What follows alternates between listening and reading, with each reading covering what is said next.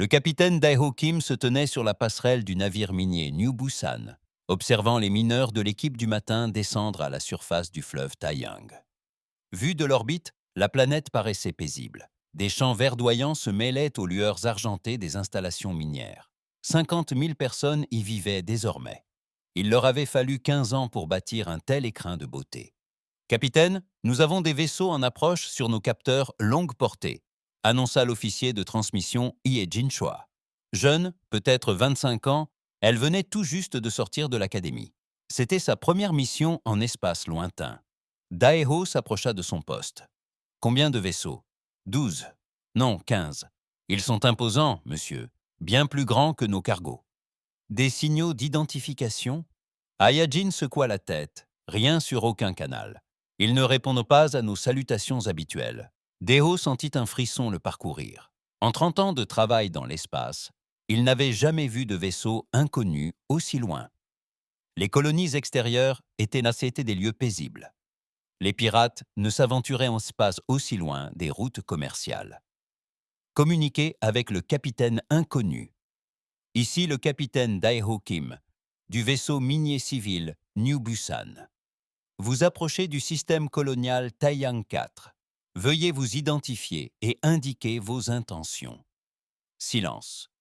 Sur la planète, le docteur So Young Park passait une bonne matinée. Son poste de recherche se trouvait sur une colline dominant la principale ville de la colonie. Elle étudiait la faune et la flore locales à la recherche de remèdes. Le travail était lent mais gratifiant. Chaque semaine apportait son lot de nouvelles découvertes. Son assistante Jun-ho Chuseo accourut dans le laboratoire. « Docteur Park, il faut absolument que vous voyiez ça. »« Qu'est-ce que c'est ?»« Des vaisseaux. De gros vaisseaux. Ils arrivent à toute vitesse. » Alors Young sortit. Même sans télescope, elle pouvait maintenant les voir. Des formes sombres se détachant sur le ciel bleu, grossissant à vue d'œil. Elles ne ressemblaient pas à des vaisseaux humains. Les vaisseaux humains étaient propres et lumineux. Ceux-ci étaient anguleux, d'apparence agressive. De retour sur le nouveau Busan, Daeho tenta à nouveau sa chance. « Vaisseau inconnu, vous pénétrez dans l'espace civil. Veuillez répondre. » Les vaisseaux étaient désormais suffisamment proches pour être clairement visibles. C'étaient des vaisseaux de guerre. Aucun doute là-dessus. Immenses. Canons pointés vers l'avant. Un blindage qui semblait pouvoir tout arrêter. Et ils fonçaient droit sur la planète. « Monsieur, » dit Haijin d'une voix tremblante. « Ils alimentent des armes. Passez-moi l'amiral Lee au commandement terrestre. Canal d'urgence. Monsieur, le signal mettra 20 minutes à atteindre la Terre. Faites-le quand même. » Dejo se tourna vers l'officier de quart. « Éloignez-nous de l'Aïa. Planète. À toute vitesse. » Les vaisseaux extraterrestres ouvrirent le feu. La première explosion frappa la plateforme minière orbitale. 500 ouvriers furent vaporisés instantanément. La deuxième explosion a détruit le satellite de communication. La troisième a touché le nouveau Busan. Daeho s'est retrouvé à terre. Les gyrophares clignotaient en rouge. Une odeur de composants électroniques brûlés emplissait l'air. Rapport. Brèche dans la coque sur le pont 7. Nous perdons de l'atmosphère. Le timonier saignait d'une coupure au front. Les moteurs ne fonctionnent plus qu'à 40%. « Heijin, notre message est-il bien arrivé ?»« Oui, monsieur, juste avant l'impact sur le satellite. »« Onabi ?» C'est à la surface de la planète que la véritable attaque commença. Des rayons d'énergie s'abattirent du ciel, du ciel. La ville principale de Nouvelle-Séoul disparut dans un éclair de lumière blanche. Les installations minières fondirent comme de la glace en été. La station de recherche du Dr Soyoung Park explosa au moment même où elle aidait Junho à rejoindre l'abri d'urgence. Les extraterrestres étaient méticuleux. Ils ne se sont pas contentés d'attaquer les villes. Ils ont traqué les fermes, les bourgades et même les maisons isolées disséminées sur les continents.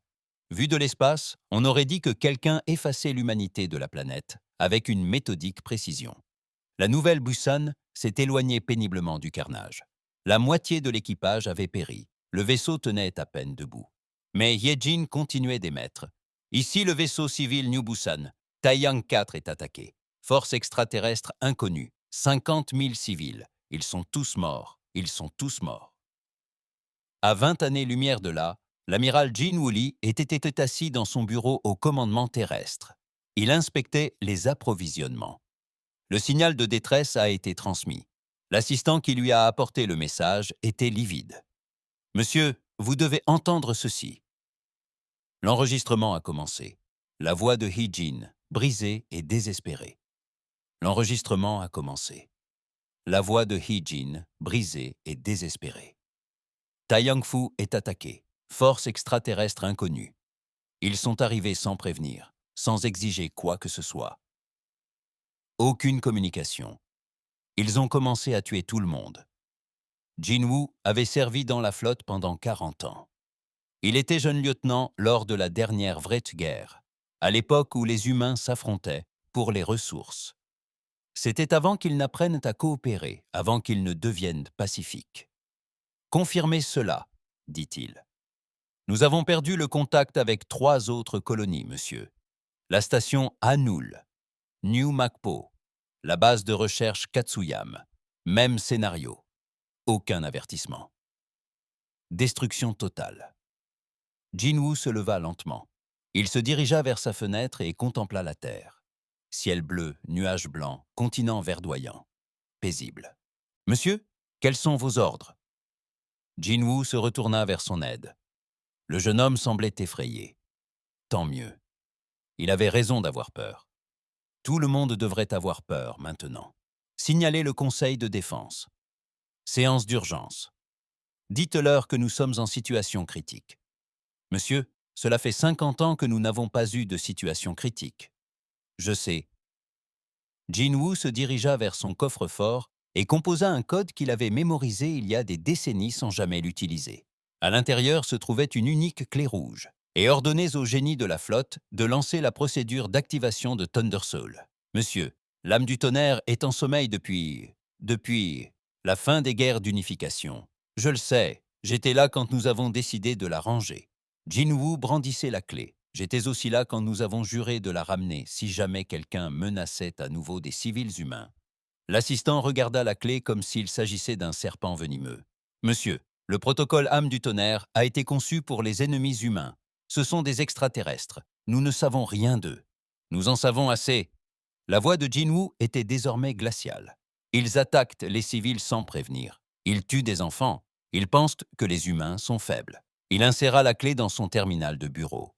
Ils vont bientôt apprendre la différence entre la paix humaine et la faiblesse humaine. Dans tout le système solaire, les systèmes automatisés ont commencé à se réactiver. Dans les chantiers navals de Titan, d'immenses portes se sont ouvertes pour la première fois en 50 ans. La lumière s'est allumée dans des sections de l'installation restées obscures pendant des décennies. Des robots de construction sont sortis de leurs entrepôts et ont commencé leur travail. Le cuirassé Thundersoul mesurait 5 km de long et était recouvert d'un blindage capable de stopper des armes destructrices de planètes. Ses canons principaux pouvaient fissurer des lunes. Ses moteurs pouvaient le propulser à une vitesse supraluminique. Et il dormait, attendant le jour où l'humanité devrait rappeler à l'univers que la paix était un choix et non une faiblesse. Sur la passerelle de son vaisseau endommagé, le capitaine Dae-ho Kim contemplait les étoiles. Quelque part là-bas, les extraterrestres célébraient sans doute leur victoire facile. Ils avaient massacré 50 000 humains sans rencontrer la moindre résistance. Ils pensaient probablement que la Terre capitulerait en apprenant la nouvelle. « Capitaine, dit Yejin, je reçois un signal du commandement terrien. Transmettez-le. » Le visage de l'amiral Lee apparut à l'écran. Il paraissait plus âgé que dans les souvenirs de Dae-ho, fatigué, mais son regard était dur comme l'acier. « Capitaine Kim, ici l'amiral Lee. Nous avons reçu votre transmission. Sachez que nous n'oublierons pas ce qui est. Arrivé à Taiyang-chir, nous n'oublierons pas le docteur Park. Nous n'oublierons pas les 50 000 civils qui ont péri aujourd'hui. Monsieur, quels sont vos ordres? Mettez votre équipage en sécurité. Monsieur, quels sont vos ordres? Mettez votre équipage en sécurité. Trouvez un endroit pour réparer votre vaisseau. Puis attendez. Attendre quoi, monsieur? L'expression de l'amiral Lee était glaciale. Attendez l'âme du tonnerre, conclut le signal. Dans l'obscurité de l'espace, le New Busan endommagé poursuivit son lent voyage loin du monde mort.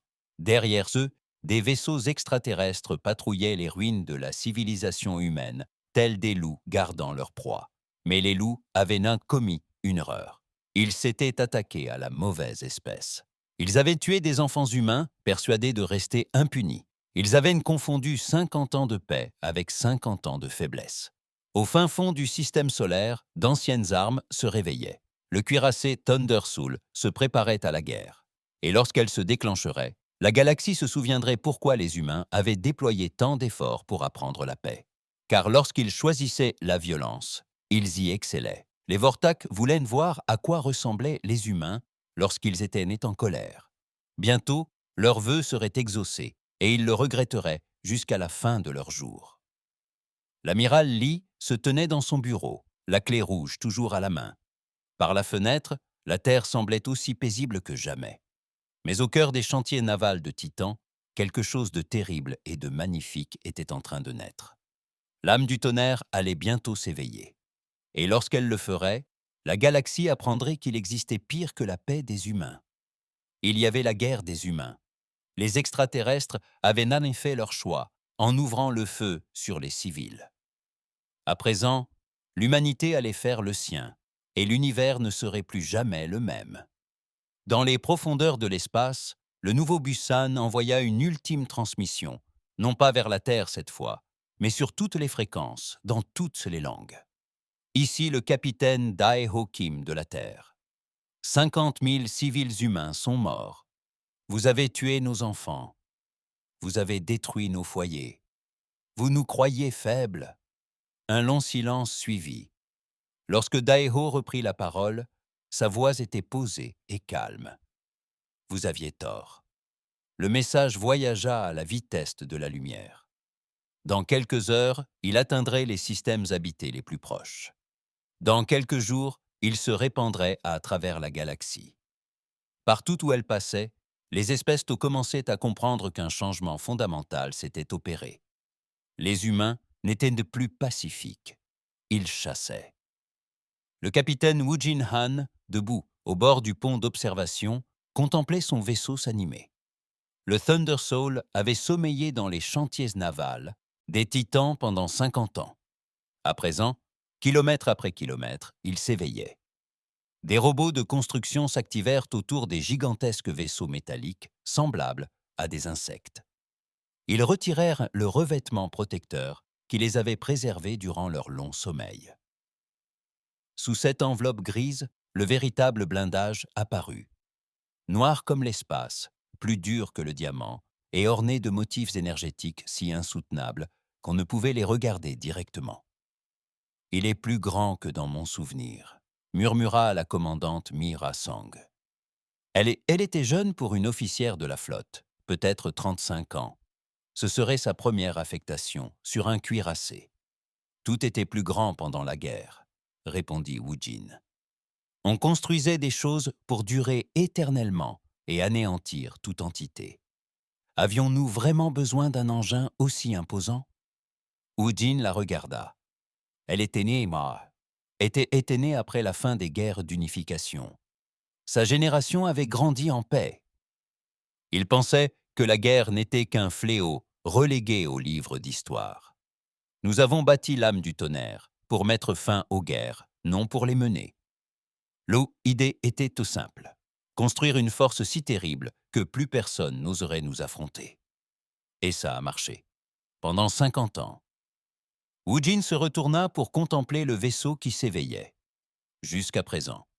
Au cœur du Thunder Soul, l'ingénieur en chef Bo Ramyun rencontrait des difficultés.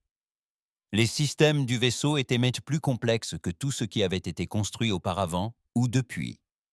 Certaines technologies avaient même été expérimentales en temps de guerre. Après 50 ans d'inactivité, plus rien ne fonctionnait correctement. Les générateurs de repliement quantique ne se synchronisent pas, a rapporté son assistant, Taimin. Les flux d'énergie sont complètement déréglés. C'est parce qu'ils n'ont jamais été conçus pour être désactivés, a expliqué Boram. Âgée de 60 ans, elle avait travaillé sur le Thunder Soul lors de sa construction initiale. Elle connaissait chaque boulon et chaque fil de cet immense vaisseau. Ces systèmes sont vivants. On ne les arrête pas et on ne les redémarre pas comme un moteur ordinaire. Alors quoi? On les réveille doucement, comme une personne sortant d'un long sommeil. Boram toucha un panneau de commande. Au cœur même du vaisseau, quelque chose, mi-machine, mi-autre chose, commença à s'agiter. Doucement. Souviens-toi qui tu es. Sur le pont de commandement, l'amiral Jin Woolley briefait l'état-major. Des cartes de la galaxie recouvraient les murs. Rouges, des marques indiquaient les colonies humaines attaquées. Le schéma était clair et brutal. 17 colonies détruites la semaine dernière, dit-il. Aucun survivant, aucune tentative de communication. Ils attaquent sans prévenir et ne laissent rien en vie. Qui sont-ils? Demanda le capitaine Wu Jin-han. Nous les appelons les Vortak. C'est ce qui se rapproche le plus de la prononciation de leur nom. Il s'agit d'une confédération militaire venue des confins de l'univers. Ils conquièrent des espèces plus petites depuis des siècles. Que veulent-ils? D'après ce que nous savons, ils convoitent notre espace. L'humanité est en expansion depuis 300 ans.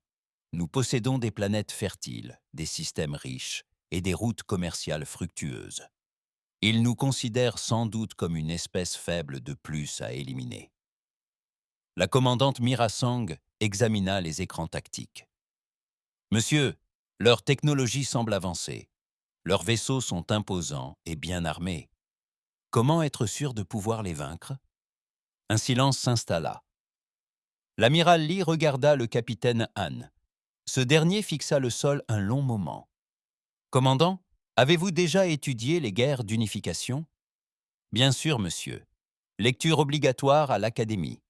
Vous savez donc que les humains ont passé la majeure partie de leur histoire à se combattre. Nous sommes devenus très doués, trop doués.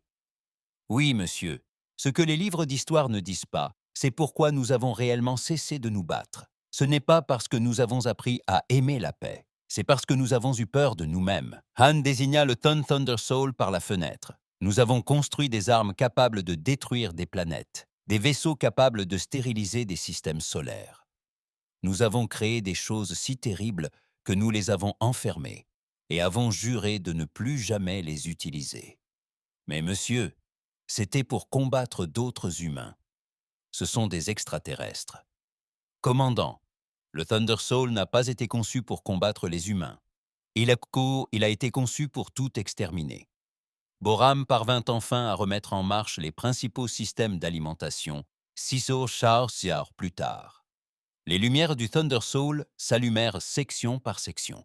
5 kilomètres de couloirs, des milliers de pièces et des soutes à armement assez vastes pour contenir des croiseurs entiers. Le vaisseau était une cité interstellaire. Puissance à 60% et en hausse, annonça-t-elle au pont. Les générateurs de repli quantique fonctionnent correctement. Le vaisseau a retrouvé la vie. Et les armes? Demanda le capitaine Han. Les armes conventionnelles sont prêtes. Canons à plasma, faisceaux de particules, canons à rails cinétiques. Une puissance de feu suffisante pour raser un continent. Et les armes spéciales? Boram resta silencieux un instant. Monsieur, êtes-vous sûr que nous devons activer ces systèmes? Les armes conventionnelles devraient s'en suffire dans la plupart des situations. Chef, ces extraterrestres viennent de tuer 50 000 civils, dont des enfants. Je veux que toutes les armes de ce vaisseau soient prêtes à faire feu. Oui, monsieur. Mais, capitaine, certaines de ces armes ne sont pas conçues pour la guerre conventionnelle. Le protocole Tempête à lui seul pourrait... Je sais de quoi il est capable. J'étais là lors des tests. Tout activé. L'équipage des âmes du tonnerre se formait lentement. La plupart étaient de jeunes officiers n'ayant jamais combattu. Ils s'étaient entraînés à la guerre sur simulateur et en salle de classe, mais n'avaient jamais affronté un ennemi déterminé à les tuer. Le lieutenant Yejin Lim était la nouvelle officier d'artillerie, âgée de 28 ans. Elle avait terminé première de sa promotion à l'Académie navale. Elle avait demandé son affectation sur le Thunder Soul, car elle souhaitait servir sur le navire le plus puissant de la flotte. À présent, elle se trouvait dans le centre de contrôle des armes principales et se demandait si elle avait fait une erreur. La salle était immense. Des dizaines de postes de contrôle géraient des centaines d'armes différentes. Les ordinateurs de ciblage étaient si complexes qu'ils semblaient presque vivants. « Madame, dit son maître principal, les canons principaux sont opérationnels. » Yejin observa les écrans. Le Thunder Soul était équipé de 12 canons principaux, chacun plus imposant que ceux de la plupart des navires. Quand il tirait, il ne se contentait pas de détruire les cibles, il les effaçait de l'existence. Faites un diagnostic complet. Je veux que chaque système soit vérifié 2 fois. Oui, madame. Mais madame, pourquoi avons-nous besoin d'une telle puissance de feu? Les extraterrestres ont de gros vaisseaux, mais rien de comparable. Parce que, chef, nous n'allons pas seulement les vaincre. Nous allons faire en sorte qu'ils ne veuillent plus jamais se battre contre des humains. L'officier de renseignement Kyung-Soo-Nam étudiait l'ennemi. Les équipages survivants des colonies attaquées avaient été fournis quelques informations sur les vaisseaux et les tactiques des Vortak. Ce n'était pas grand-chose, mais c'était un début. Ils sont rapides et bien coordonnés, rapporta-t-il au capitaine Han. Leurs armes sont à énergie, probablement des faisceaux de plasma ou de particules.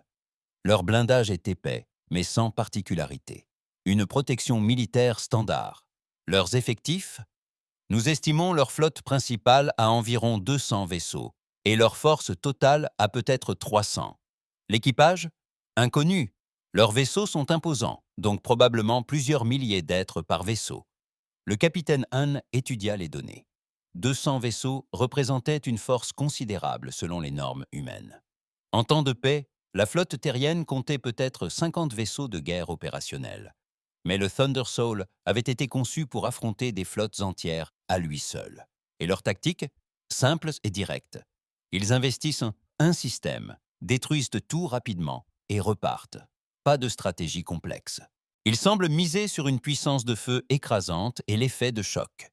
Cela laisse supposer qu'ils n'ont affronté personne de vraiment coriace.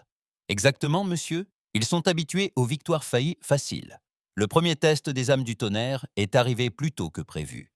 Une patrouille Vortak de 3 vaisseaux a été repérée près des ruines de Taiyang, plus petite que les unités de combat principales, mais tout aussi dangereuse. C'est parfait, déclara le capitaine Han. Nous pouvons tester nos systèmes sans nous engager dans une bataille majeure. Le Thunder Soul fit un bond jusqu'aux confins du système Taiyang. L'immense vaisseau apparut soudainement, sa coque noire presque invisible parmi les étoiles. Seules les lueurs du pont et les motifs d'énergie lumineuse qui couraient le long du blindage éclairaient la surface. Les vaisseaux Vortak les repérèrent immédiatement. Ils firent un volte-face, les prenant sans doute pour un autre vaisseau civil humain. « Monsieur, ils chargent leurs armes » rapporta Yejin Lim. « Portez jusqu'aux cibles 50 000 km et ils se rapprochent. Tirez avec un canon principal, puissance minimale. » Le canon avant du dit Thunder Soul tira une seule salve. Un rayon d'énergie pure traversa la distance entre les vaisseaux en quelques microsecondes. Il frappa le vaisseau Vortak de tête en plein centre. Le vaisseau extraterrestre n'explosa pas. Il ne brûla pas. Il cessa simplement d'exister.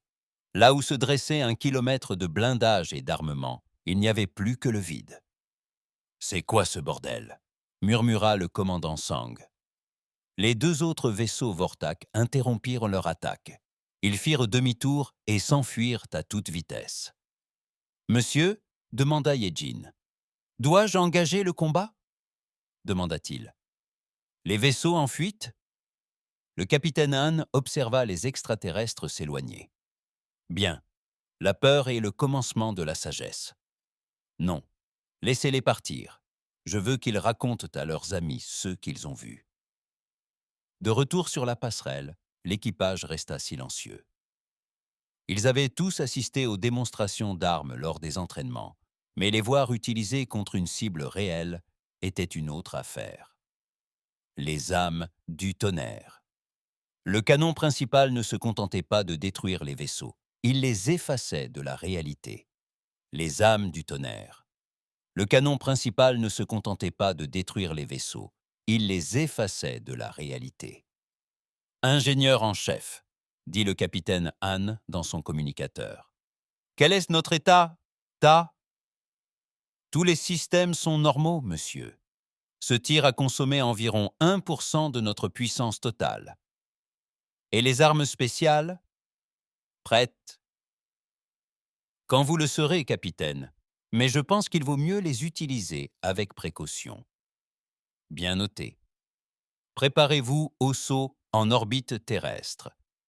L'âme du tonnerre replia l'espace sur elle-même et disparut. Derrière elle, l'emplacement vide du vaisseau Vortak se remplit lentement de poussière cosmique. À des années-lumière de là, les extraterrestres survivants envoyèrent des messages désespérés à leur commandant de flotte. Ils parlaient d'un vaisseau humain apparu de nulle part et qui avait détruit leur vaisseau compagnon d'un seul tir. Ils décrivirent que l'âme du tonnerre se déplaçait dans l'espace comme un fantôme noir.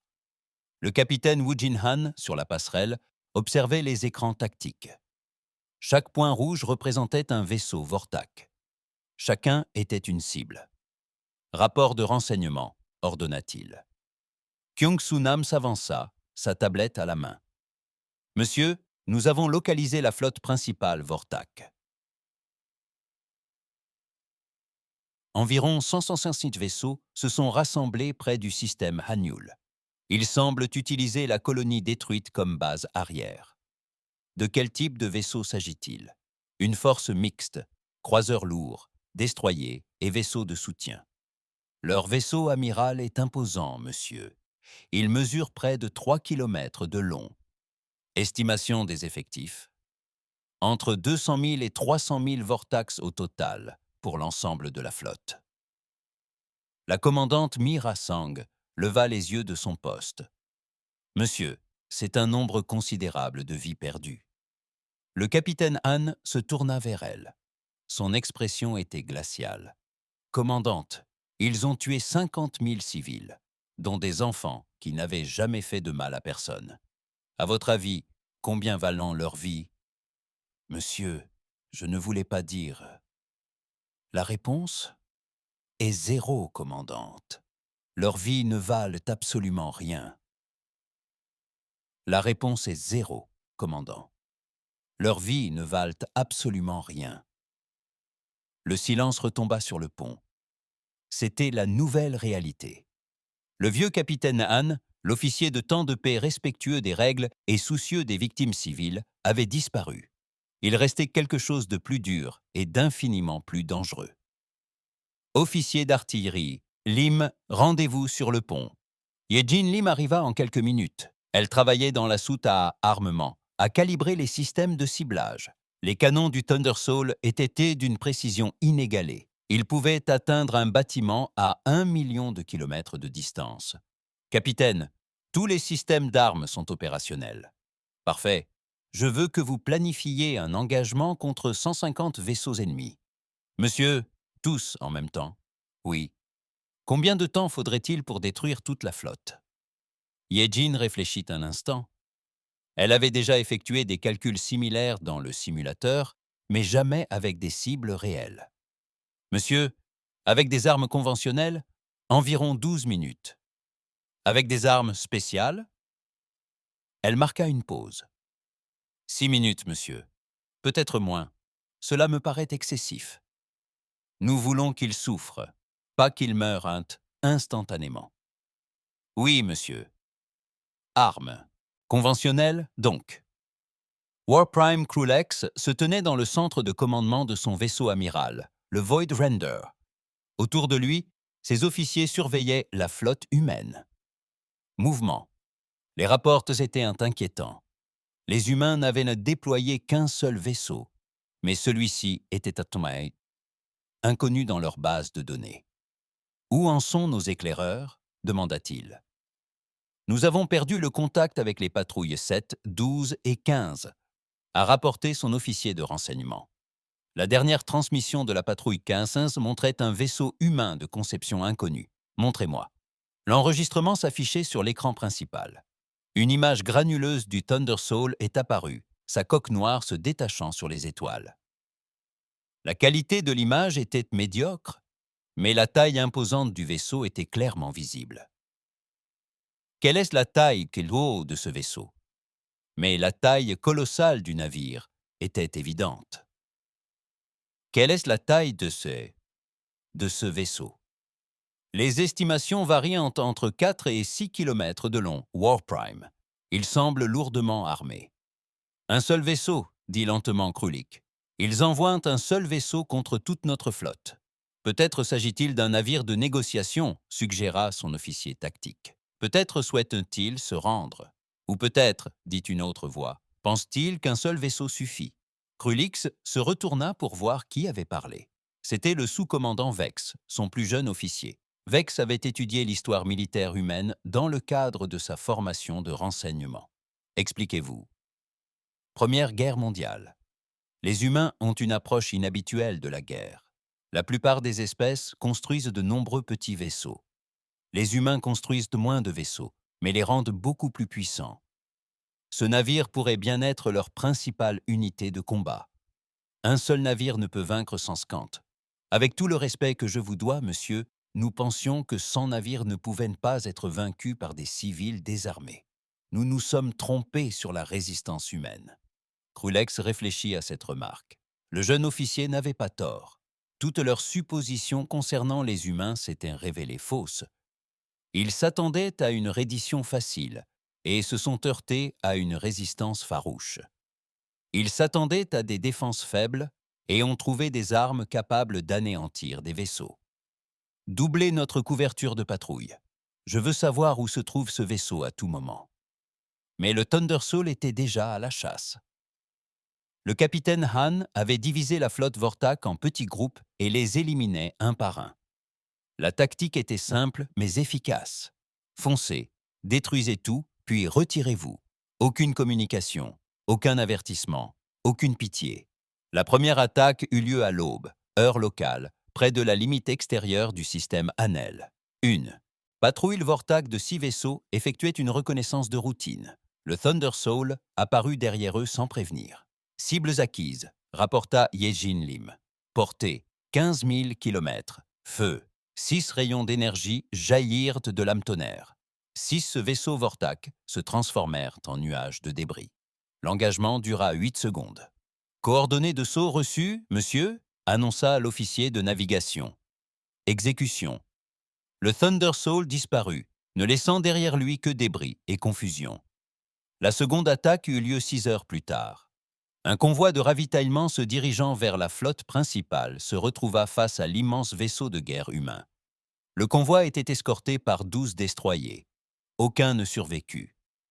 À la fin de la première journée, le Thunder Soul avait détruit 47 vaisseaux Vortak.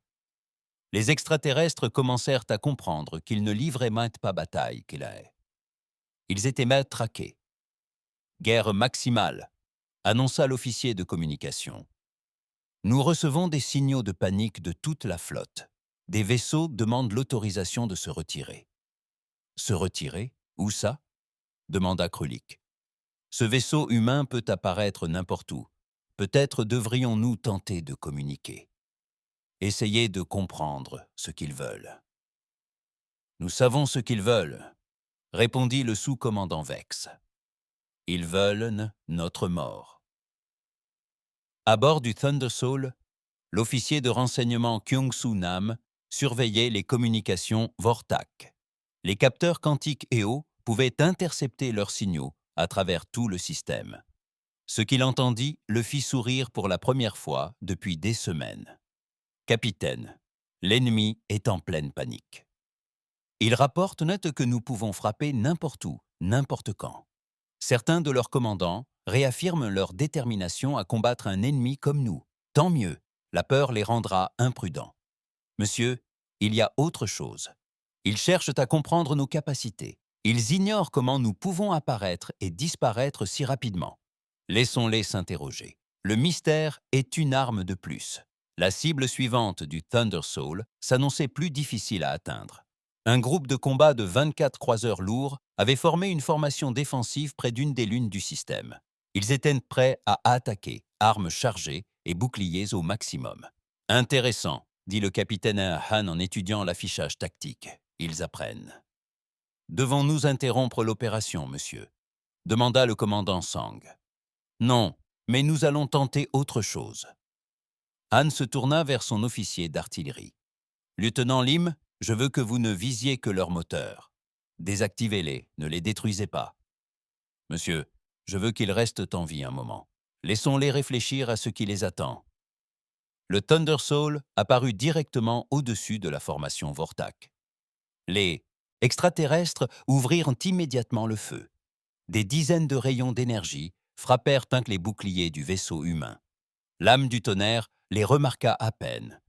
Ye Jin Lim tira avec une précision chirurgicale. 24 tirs précis mirent hors service 24 vaisseaux. Les vaisseaux Vortak s'écrasèrent au sol, impuissants. Leur moteur détruit, mais leur système de survie intact. « Et maintenant, monsieur ?» demanda-t-elle. « Attendons 5 minutes. Laissons-les appeler des renforts. » Qu'ils comprennent qu'aucun secours n'arrivera. Le capitaine Han ouvrit un canal de communication avec les vaisseaux immobilisés. Il n'avait jamais parlé à un Vortak auparavant, mais leur logiciel de traduction était excellent. Vaisseau Vortak, ici, le capitaine Woojin Han. Vaisseau Vortak, ici, le capitaine Woojin Han, du vaisseau terrestre Thunder Soul. Vous avez 5 minutes pour envoyer des messages à vos familles. Dites-leur que vous êtes morts parce que vos dirigeants ont choisi de tuer des enfants humains. La communication fut coupée. Sur les vaisseaux immobilisés, la panique gagna du terrain. Certains Vortak tentèrent de réparer leurs moteurs. D'autres envoyèrent des messages désespérés à leur monde d'origine. Quelques-uns attendirent simplement la mort. 5 minutes plus tard, le Thunder Soul fit de nouveau feu. Cette fois, l'objectif n'était pas de neutraliser. Le premier guerrier Krulix vit sa flotte disparaître vaisseau après vaisseau. Les humains ne se contentaient pas de vaincre ses forces, ils jouaient avec elles. L'effet psychologique était dévastateur. Son équipage sursautait au moindre bruit. Les officiers contestaient chaque ordre. « Combien de vaisseaux avons-nous perdus ?» demanda-t-il. « 73, confirmé. » Le vaisseau amiral détruit, 12 autres hors de combat et présumés perdus. « Dans combien de temps ?»« 36 heures, monsieur. »« Dans combien de temps ?»« 36 heures, monsieur. » Krulix affaissa lourdement dans son fauteuil de commandement. À ce rythme, toute sa flotte aurait disparu en 1 semaine. Et il n'avait pas réussi à infliger une seule perte au vaisseau humain. « Monsieur, nous recevons une transmission prioritaire du Conseil de la Confédération. » transmettez-la. Le visage du chef de guerre suprême Trex apparut à l'écran. Trex était vieux, marqué par les cicatrices, et avait conquis une 12aine d'espèces. Il n'avait jamais perdu une bataille. « Krulix, expliquez-nous la situation. » Chef suprême, nous faisons face à une résistance inattendue. Les humains ont déployé une plateforme d'armement d'une puissance sans précédent. Un seul vaisseau, Krulix. Vous voulez dire qu'un seul vaisseau met en déroute toute notre flotte d'invasion? Oui, monsieur. Leur technologie dépasse de loin nos estimations. Trex resta silencieux un long moment. Comment est-ce possible? Nos renseignements indiquaient que les humains étaient faibles et pacifiques. Ils n'ont opposé aucune résistance à nos premières attaques. Je crois, monsieur, que nous avons mal interprété la nature de la paix humaine. Ils n'étaient pas faibles. Ils avaient non choisi de ne pas combattre. À présent, leur choix a changé. Des recommandations? Krulix jeta un coup d'œil autour de son poste de commandement. Ses officiers observaient, attendant de voir si leur chef parviendrait à se sortir du piège dans lequel ils s'étaient tombés. « Monsieur, je recommande un retrait immédiat. Cette espèce est plus dangereuse que prévu. » Inacceptable. La Confédération n'a jamais reculé devant des êtres inférieurs. Vous détruirez ce vaisseau humain et poursuivrez l'invasion comme prévu, monsieur. Avec tout le respect que je vous dois, cela risque d'être impossible. Faites en sorte que ce soit possible, Warprime, ou trouvez quelqu'un qui le puisse. Le protocole Tempête était le plus terrible secret de l'humanité. L'ingénieur en chef Boram Youn se souvenait du jour où ils avaient effectué l'essai, 20 ans avant la fin des guerres. Ils avaient choisi un système désert, ne contenant qu'une étoile morte et des roches flottantes.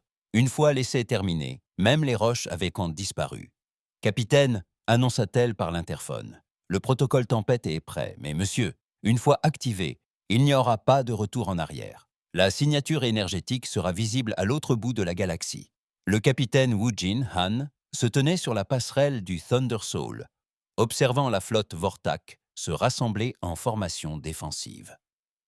78 vaisseaux disposés en une sphère parfaite autour de leur vaisseau amiral. Il pensait que le nombre les sauverait. « Chef, combien de personnes se trouvent à bord de ces vaisseaux ? » « Environ 150 000, monsieur. » « Et combien d'humains ont-ils tué ? 50 000 morts confirmés dans 17 colonies, monsieur. » « Alors, nous sommes encore optimistes. Activez le protocole Tempête. » L'âme du tonnerre commença à se transformer. Les motifs énergétiques, auparavant faiblement lumineux, brillaient désormais d'une lumière blanche éclatante. La coque du vaisseau se mit à vibrer, tandis que des systèmes restés inactifs pendant des décennies se remettaient en marche. Dans les soutes à armement, des dispositifs capables de manipuler l'espace-temps se préparaient à l'activation. L'officier d'artillerie Yejin Lim observait ces écrans, avec une inquiétude croissante. Les niveaux de puissance dépassaient tout ce pourquoi elle s'était entraînée. « Monsieur, les systèmes d'armement puisent leur énergie directement dans les réacteurs principaux. Si quelque chose tourne mal, rien ne tournera mal, lieutenant. Le protocole de Tempête a été testé. Depuis les réacteurs principaux. Si quelque chose tourne mal, rien ne tournera mal, lieutenant. Le protocole de Tempête a été testé. Oui, monsieur. Mais monsieur, à quoi sert-il exactement ? Le capitaine Han la regarda. Il transforme une région entière de l'espace en un champ de bataille. Tout ce qui se trouve à moins de 50 000 km de nous cessera d'exister. Warprime Kulex ressentit le changement dans l'espace lui-même. Ses capteurs détectèrent d'énormes accumulations d'énergie provenant du vaisseau humain. Quel que soit leur plan, il consommait plus d'énergie que toute sa flotte réunie. « Analyse », exigea-t-il. « Inconnu, Warprime. Nos ordinateurs sont incapables de classifier la signature énergétique. Elle est unique dans nos bases de données. Recommandation. Retraite immédiate, monsieur. Quel que soit leur plan, nous ne devons pas être là au moment de son activation. Nous ne pouvons pas nous retirer. La Confédération s'attend à la victoire. Monsieur, la Confédération s'attend à ce que nous survivions assez longtemps pour remporter la victoire. » Krulix regarda son officier tactique. Le jeune Vortak avait raison, mais l'admettre revenait à reconnaître que toute leur invasion avait été une erreur. L'orgueil luttait contre l'instinct de survie. L'orgueil l'emporta. Tous les vaisseaux entament leur repli. Vitesse maximale. Mais il était trop tard. Le Thunder Soul activa le protocole de Tempête. L'espace lui-même hurla. La réalité se distordit tandis que le système d'armes du Thunder Soul atteignait les fondements de la physique et violait plusieurs lois fondamentales. Ce qui suivit était indescriptible. La zone autour de l'âme du tonnerre devint un véritable ouragan d'énergie et de matière. Les champs quantiques s'effondrèrent et se reformèrent. La gravité n'était plus qu'une suggestion, et non plus une loi. Le temps s'écoulait différemment, en d'autres lieux, et tout le reste dans cette région de l'espace cessa d'exister. Les vaisseaux Vortak n'explosèrent pas. Ils n'ont pas brûlé. Ils n'ont même pas eu le temps d'envoyer de signaux de détresse. Un instant, ils étaient là. L'instant d'après, ils avaient disparu. 78 vaisseaux et 150 000 vies réduites à néant. « Protocole Tempête désactivé », rapporta Boram Youn. « Tous les systèmes sont opérationnels. » Le capitaine Han consulta l'écran tactique. Là où se trouvait la flotte Vortak, il ne restait plus rien, pas même des débris. Le protocole de Tempête les avait effacés si complètement qu'on aurait dit qu'ils n'avaient jamais existé. « Monsieur, » murmura le commandant Sang, « qu'avons-nous fait ?»« Nous avons envoyé un message, » répondit Han, « à toutes les espèces de la galaxie. » La nouvelle de la bataille de Jal de Hunyul se répandit rapidement. Le réseau de communication galactique diffusa l'information dans tous les systèmes habités en quelques jours. La plupart des espèces refusaient d'y croire. Au début, qu'un seul vaisseau puisse détruire une flotte entière paraissait impossible. Puis, les enregistrements arrivèrent. Un cargo traversait un système voisin lorsque le protocole de tempête s'activa. Ces capteurs longue portée captèrent l'événement dans son intégralité. Les images montraient la flotte Vortac se rassembler, l'âme du tonnerre approcher, puis plus rien. Juste le vide spatial où se trouvaient 150 vaisseaux. Le président du Conseil des Anciens, Mitros, visionna l'enregistrement pour la 20e fois. Âgé de plus de 800 ans, il avait vu de nombreuses guerres, mais jamais rien de pareil. Comment une telle arme est-elle possible ? Demanda-t-il à son conseiller scientifique.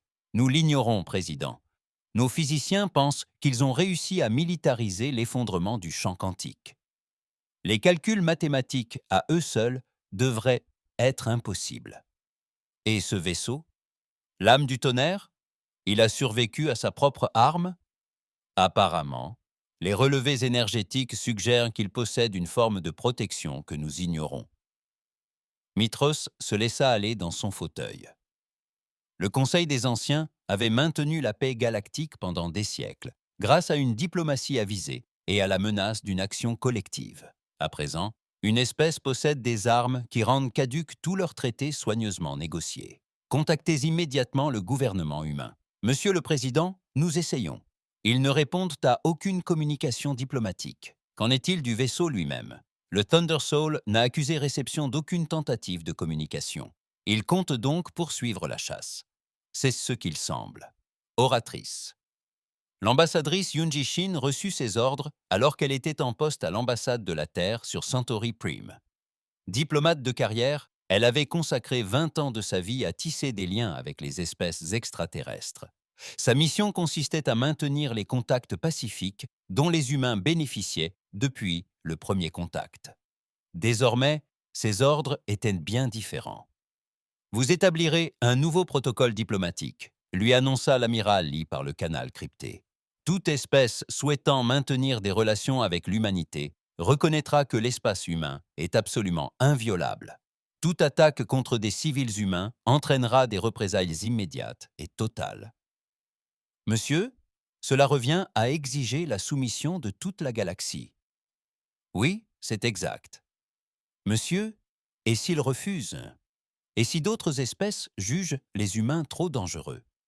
Elles pourraient alors demander au Vortac ce qui arrive lorsqu'on menace les humains.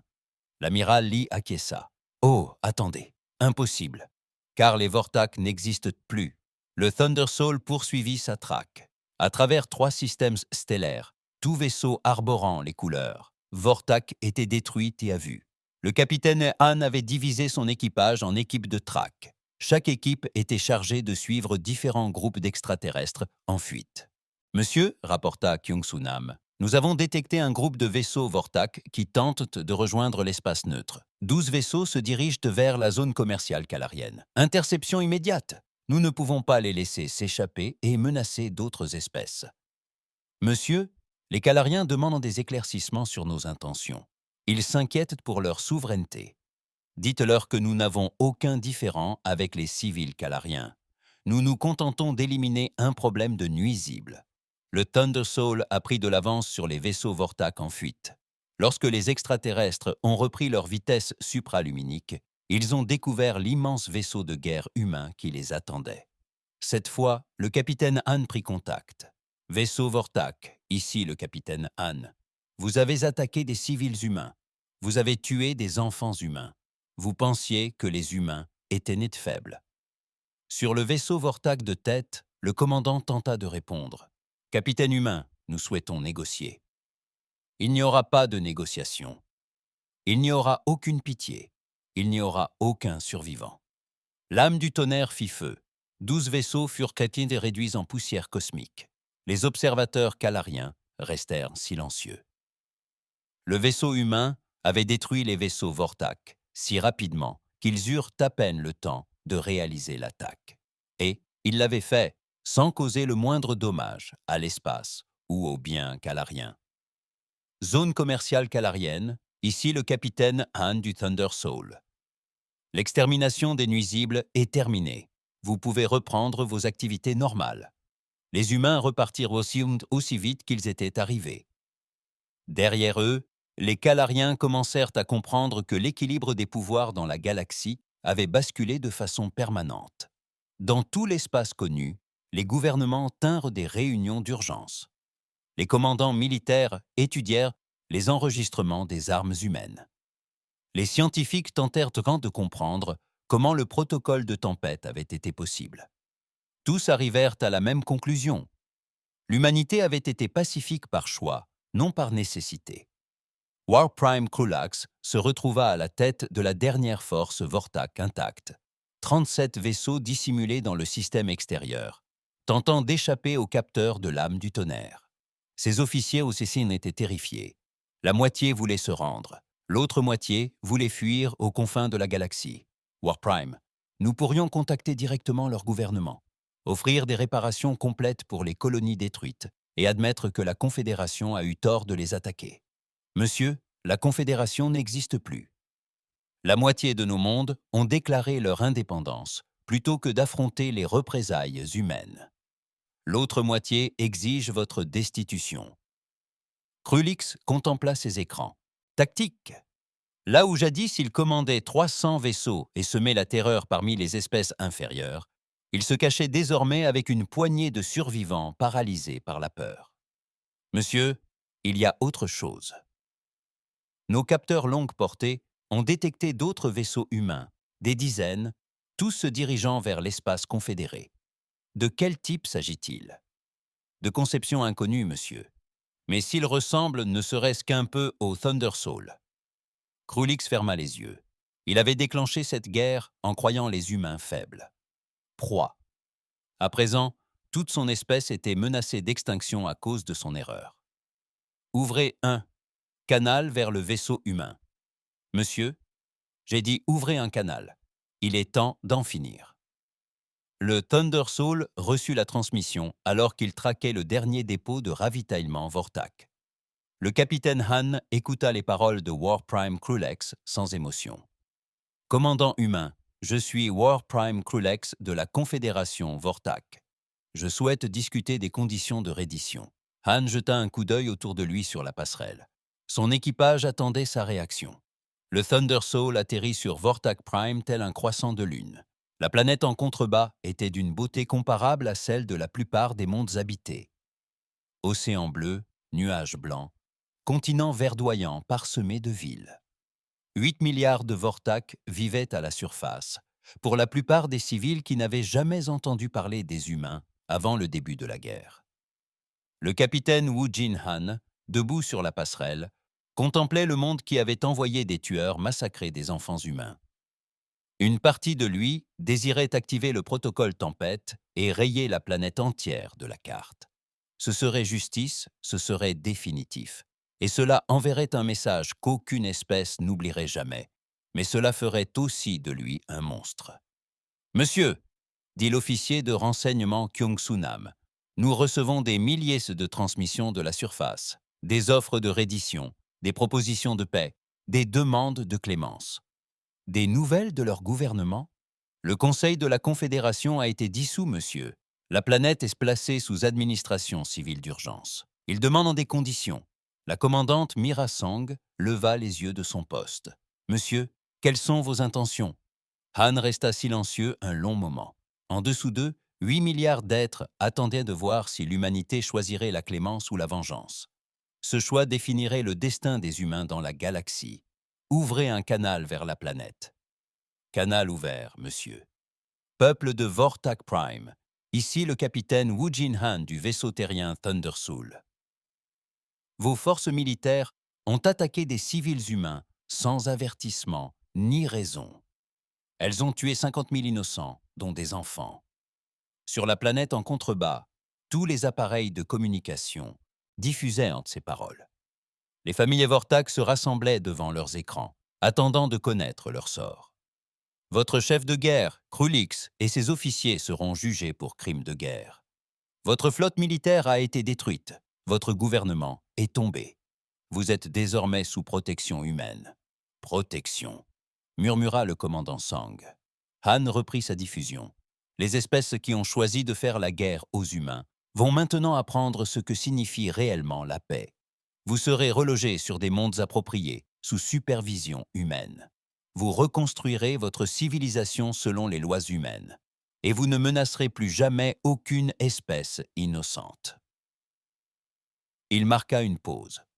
Ceci est non négociable, mais c'est un acte de miséricorde. Plus de clémence que vous n'en avez eu envers nos enfants. La communication fut coupée. Sur la planète en contrebas, 8 milliards de Vortak commencèrent à comprendre que leur monde avait basculé à jamais. 6 mois plus tard, l'ambassadrice Yoon Ji-shin se tenait devant la grande assemblée du Conseil des Anciens. L'immense salle abritait les représentants de 200 espèces. Tous la fixaient, mêlant crainte et respect. La question qui se pose à cette assemblée, déclara le président Mitros, est celle de l'intégration de l'humanité à l'ordre galactique existant. Yoon-ji sourit poliment. Président Mitros, je crois que vous vous méprenez sur la situation. L'humanité ne cherche pas à s'intégrer à l'ordre existant. Nous annonçons un nouvel ordre. La salle s'embrasa de protestations indignées. Les représentants se levèrent les uns après les autres pour protester. Les humains étaient des novices en matière de politique galactique. Ils n'avaient aucun droit de dicter leurs lois aux civilisations ancestrales. Yoon-ji attendit que le tumulte retombe. Une fois le calme revenu, elle activa un affichage holographique. L'image montrait le vaisseau de guerre Thunder Soul flottant dans l'espace près de la station du Conseil. Voici le Thunder Soul. Il est actuellement en orbite autour de cette station. Ses armes sont hors tension, mais restent opérationnelles. « Menacez-vous cette assemblée » demanda le représentant kildarien. « Non, j'explique la réalité. » Yoon-ji toucha une commande et l'affichage changea. L'image montrait désormais l'espace vide laissé par la destruction de la flotte Vortak. La Confédération Vortak pensait pouvoir attaquer des civils humains en toute impunité. Elle a déjà vite déchanté. Elle changea de nouveau l'image. Cette fois, on y voyait des réfugiés Vortak relogés sur des mondes sous surveillance. Leurs survivants vivent désormais sous protection humaine. Ils sont nourris, logés et en sécurité. Mais ils sont aussi surveillés. Ils n'auront plus jamais l'occasion de menacer des vies innocentes. « Que veut l'humanité de nous » demanda le président Mitros. « C'est simple. L'espace humain est inviolable. Toute attaque contre des civils humains entraînera une riposte immédiate et totale. En échange, l'humanité respectera la souveraineté de toutes les espèces pacifiques. Et si nous refusons ces conditions ?» Yoon-ji balaya la salle du regard. « Alors vous pourrez demander au Vortak ce que signifie un refus. » Oh, attendez. Impossible. Leur gouvernement n'existe plus. L'assemblée resta silencieuse. Dehors, l'âme du tonnerre attendait, tapie dans l'ombre. L'amiral de la flotte Minoche prit le commandement de la flotte humaine agrandie depuis son vaisseau amiral, la Nouvelle Harmonie. Contrairement au Thunder Soul, c'était un vaisseau conçu pour la paix, mission diplomatique, aide humanitaire, protection du commerce. Mais même le New Harmony était armé d'armes capables de raser des villes. L'amiral fit son rapport. Nous avons reçu des demandes de protection humaine de la part de 12 espèces différentes au cours du mois dernier. Quel genre de protection? Les habituels, pirates, conflits territoriaux, voisins agressifs. Ils veulent que des vaisseaux humains patrouillent en leur espace. Et notre réponse? Nous leur offrons notre protection en échange d'accords commerciaux avantageux et de la reconnaissance diplomatique de nos revendications territoriales. Minho acquiesça. C'était un bon arrangement. L'humanité obtint ce qu'elle voulait par la menace de la force plutôt que par son usage, bien plus efficace que de mener de véritables guerres. Des nouvelles du Thunder Soul? Le capitaine Han refuse toujours les promotions et les mutations. Il dit que sa mission n'est pas terminée. Quelle mission? Les Vortak sont vaincus? On ne sait pas, monsieur. Il ne veut rien dire. Le Thunder Soul patrouillait aux confins de l'espace humain comme un chien de garde. Le capitaine Han avait réduit son équipage à une équipe de volontaires. Le commandant Sang avait été muté à un poste régulier au sein de la flotte. La plupart des membres de l'équipage d'origine avaient demandé une nouvelle affectation après la fin de la guerre. Seul le noyau dur restait, Han lui-même, Bo Ramyun, Ye-jin Lim et Kyung-soo Nam. Ils se faisaient appeler les gardiens. Leur mission était de veiller à ce que personne n'oublie ce qui s'était passé lorsque l'humanité était menacée. « Monsieur, dit Kyung-soo, nous recevons un appel de détresse de la nouvelle colonie de Shanghai. Ils signalent la présence de vaisseaux inconnus dans leur système. » Identification. Espèce inconnue, monsieur? Ils se font appeler l'hégémonie des Rix. Han consulta l'écran tactique. Encore une espèce agressive, en quête d'une proie facile. Ils ignoraient probablement tout du sort des Vortak. Cap sur New Shanghai. Vitesse optimale? Oui, monsieur. Le Thunder Soul passa à une vitesse supraluminique. À travers la galaxie, automatique. Les systèmes détectèrent l'immense signature énergétique et mirent à jour leur base de données de suivi. Les gouvernements qui surveillaient les mouvements des flottes humaines prirent note de la destination du Thunder Soul et commencèrent à rédiger des déclarations officielles de non-implication. L'hégémonie de Rix ignorait tout des humains. Espèce jeune, agressive et en expansion rapide, elle vit dans la nouvelle colonie de Shanghai une proie facile lorsque ses éclaireurs la découvrirent. Un monde unique, faiblement défendu, loin de toute base navale majeure. Leur flotte d'attaque était plus petite que celle des Vortak, seulement 20 vaisseaux. Mais ils s'approchèrent de la colonie humaine, avec la même arrogance qui avait causé la perte de leurs prédécesseurs. Colonie humaine, ici le commandant de la flotte Zix de l'hégémonie de Rix. Vous devez vous rendre immédiatement ou périr. Le gouverneur colonial, Park Sung-min, avait été averti de l'approche de la flotte extraterrestre. Il connaissait également l'existence de l'âme du tonnerre. Sa réponse fut calme et assurée. Vaisseau de Rick, ici le gouverneur Park de New Shanghai. Vous avez l'ordre de quitter immédiatement l'espace humain. C'est votre seul avertissement. Le commandant Zix éclata de rire. Humain, vous n'êtes pas en position de donner des ordres. Se rendre ou mourir. À votre guise. L'âme du tonnerre apparut. Le commandant Zix eut à peine 3 secondes pour repérer l'immense vaisseau de guerre humain avant que sa flotte ne disparaisse. 20 vaisseaux se transformèrent en nuages de plasma en expansion. L'engagement dura plus longtemps que d'habitude, car le capitaine Han choisit de les détruire un par un, plutôt que d'utiliser des armes de zone. Il voulait que la galaxie voie exactement ce qui arrivait aux espèces menaçant l'humanité. New Shanghai.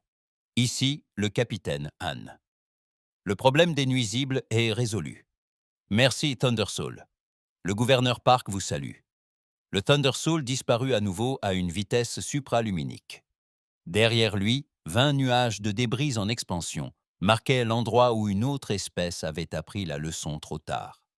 La nouvelle de la destruction de la flotte de Rick se répandit encore plus vite que l'incident Vortak.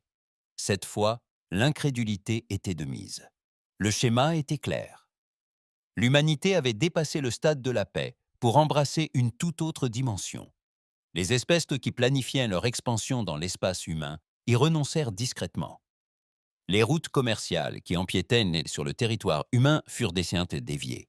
Les gouvernements qui ignoraient les messages diplomatiques humains devinrent soudainement très réceptifs. Ils devinrent soudainement très réactifs. Le docteur Han Hakim travaillait à l'Institut d'études galactiques sur Terre. Sa mission consistait à surveiller les réactions extraterrestres aux politiques humaines. Les données qu'elle avait recueillies dressaient un tableau clair. Amiral Lee, monsieur, je pense que vous devriez consulter ce rapport. Jin Woolley prit la tablette et parcourut les conclusions du docteur Kim. Des graphiques montraient les mouvements de la flotte extraterrestre, les schémas commerciaux et les communications diplomatiques. Tout convergeait vers la même conclusion. Ils ont peur de nous. Oui, monsieur. Pas seulement méfiants ou respectueux, vraiment effrayés. Plusieurs espèces ont déplacé leur flotte principale pour éviter les routes de patrouille humaines. L'Empire zolarien a annulé un plan d'expansion centenaire, car il les aurait amenés à moins de 50 années-lumière de l'espace humain. Tant mieux. La peur les dissuadera. Monsieur, il y a autre chose. nous détectons d'importants renforcements militaires dans des systèmes isolés. Des espèces autrefois pacifiques construisent soudainement des vaisseaux de guerre. Les unes contre les autres? Nous ne le pensons pas, monsieur. Ce schéma suggère qu'elles se préparent à une éventuelle expansion humaine. Amiral L.